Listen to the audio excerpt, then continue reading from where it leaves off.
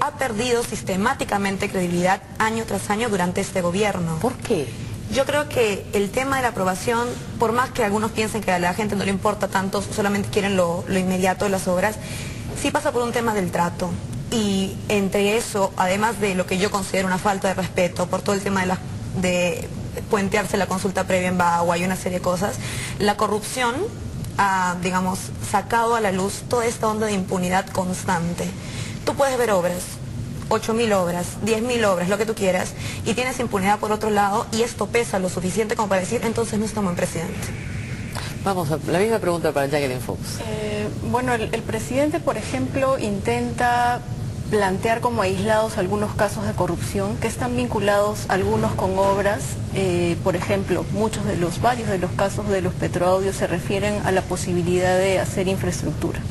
Entonces, el presidente presenta como que estos casos son aislados, pero en realidad, para decir uno nada más, COFOPRI, el caso que ha llegado a una investigación fiscal, ocurre en Chilca, bajo la jefatura de Omar Quesada, que es secretario general del partido oficial, pero en realidad esto es una manera de operar de una entidad pública. O sea, se ha podido documentar con respecto a un caso, se ha podido investigar eso, pero en realidad hay muchas denuncias de una manera de actuar similar de COFOPRI en Talara, en Trujillo, en Cusco, en Moquegua. Estas no están todas comprobadas, pero hay muchas denuncias similares, y para los que estamos en Lima posiblemente vemos lo más fuerte, que es este caso que ha estado en Chilca, cerca de la zona donde los que tienen un poco más de dinero van con más frecuencia a la playa.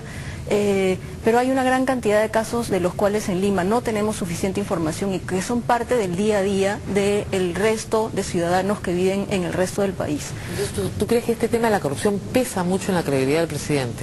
Creo que sí. O sea, frente a una gran cantidad de obras, habría que poner en la misma balanza, digamos, la pesita de la cantidad de obras o los 4 tomos que ha puesto el presidente ahora en el Congreso, y la otra pesita son todos estos casos de corrupción que se denuncian en todas partes del Perú, no es solamente lo que vemos en Lima.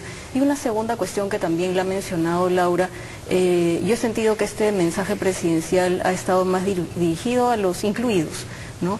Es como que no hubiera nunca conflictos sociales, como que los policías no tuvieran que irse adelante a donde están los problemas porque el gobierno no estuvo a tiempo. Entonces está una gran cantidad, una suma de obras, una gran cantidad de papel, pero nos hemos olvidado un poco de ver qué es lo que ha estado pasando en los últimos 4 años mientras han querido avanzar con obras, qué tipo de conflictos ha habido con la población, ¿no?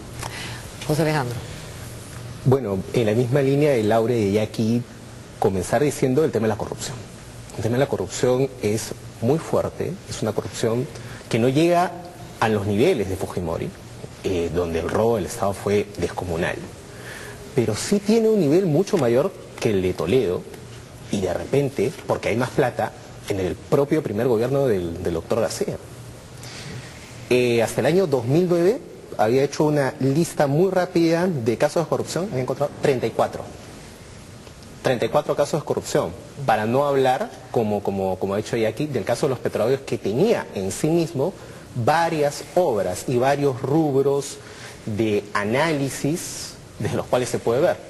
Además, que el presidente de la República, y esto no lo ha dicho y no lo va a decir, el presidente de la República sabía quiénes eran los lobistas. El presidente de la República sabía quiénes eran los ministros que le estaban escuchando a esta gente, a los cuales ha reprobado. Pero él no habla de los ministros. Ustedes se notaron ayer, sí. Lo que a mí me llamó la atención del mensaje es cuando habla de la corrupción, enfrenta el problema, lo cual está muy bien, pero dice, en el caso de COFOPRI, la culpa está, el acento está en las comunidades campesinas falsas y no en la dependencia pública, ¿no es cierto? Exacto. En el caso de los petroaudios, la culpa está en los lobistas y en los chuponeadores, pero no en los funcionarios de gobierno que fueron a hablar con esos lobistas. Claro, dice algo como los que los escucharon a los lobistas. Pero son sus funcionarios. Claro, y son sus funcionarios. Y además, en el caso de los chuponeadores, y Gustavo Borriti lo ha dicho claramente, también hubo espionaje político durante la campaña. ¿Y donde el beneficiario quién era? Claro. O sea, No, de ese tema. Ahora, era evidente que el tema lo ponía muy nervioso, ¿no? No sé si ustedes lo notaron, muy fastidiado. Ahora, el otro tema, ya entrando al discurso que lo fastidió al presidente, fue el tema del gas. No sé cómo, si ustedes percibieron eso o no. Y la